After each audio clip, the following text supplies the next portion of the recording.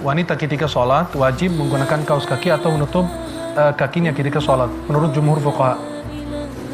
Tetapi kata ulama, kalau menggunakan mukena yang panjang sampai ketutup walaupun tidak menggunakan kaos kaki itu masih diperbolehkan. Kalau seandainya terbuka ketika lagi sholat, tiba-tiba terbuka karena tidak menggunakan kaos kaki, karena pakai mukena dan lain, dan terbuka kakinya terlihat, sepakat ulama tidak membatalkan sholatnya, tetapi dianjurkan untuk mengulang sholatnya lagi. Kemudian tangannya aja, posisi tangan ketika ruku' afiqah tadi. Coba ruku' lagi. Nah, afiqah tadi terlalu merapatkan tangannya. Ruku' langsung. Nah, ini kan perempuan kan boleh merapat, ya, tapi tidak begini seperti yang tadi kamu lakukan pertama, ya, cukup begini, jelas. Nah, kayak gimana? Nah, betul, tidak perlu merapatkan tangannya begini. Nah, kayak gimana?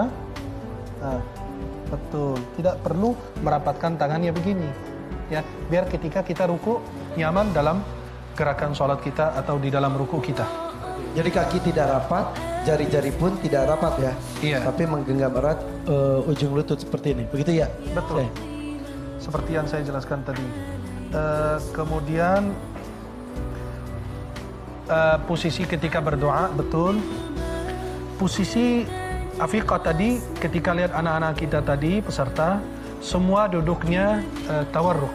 Mazhab Syafi'i kita duduk tawarruk seperti yang dilakukan afiqah tadi. Seperti ini. Ini iftirash. Ini duduk seperti ini namanya iftirash. Kalau mazhab Hambali bilang sholat yang 2 rakaat, semua kita duduk begini. Tapi kalau mazhab Syafi'i bilang setiap sholat 2 rakaat, 3 rakaat, 4 rakaat duduknya tawarruk. Setiap sholat 2 rakaat, 3 rakaat, 4 rakaat duduknya tawarruk. Seperti yang ya, tahiyat akhirnya. Ya, tahiyat akhir. Ini yang dilakukan afiqah tadi adalah menurut mazhab Syafi'i. Dan di Indonesia pada umumnya seperti ini. Pakai begini karena kita mazhab, ya, karena kita mazhab Syafi'i. Tapi ajib semua gerakan sholatnya. Bagaimana posisi kalau yang tidak mampu tawarruk? Yang tidak mampu tawarruk, Nabi SAW pernah seperti ini dan Nabi pernah seperti ini. Ya, itu kalau apa? Nabi SAW pernah begini. Tapi kalau kita tidak mampu karena sakit, posisi mana aja boleh.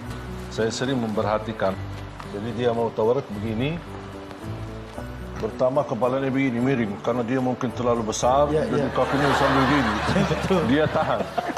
Celananya ke bawah, di belakang turun. Dia bajunya naik. Dia mau ikuti mazhab Syafi'i, nggak bisa. Tapi semua jadi kacau gitu.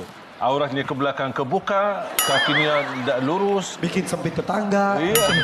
Jadi menurut saya, sebagaimana kata Syekh Ahmad, ini kembali kepada kemampuan. Kalau kita merasa tawarruk itu tidak mampu, bahkan membuat kita susah, apalagi mengganggu orang yang di samping kita, udah duduk apa yang kita mampu. Mau istirahat boleh, mau seperti ini boleh.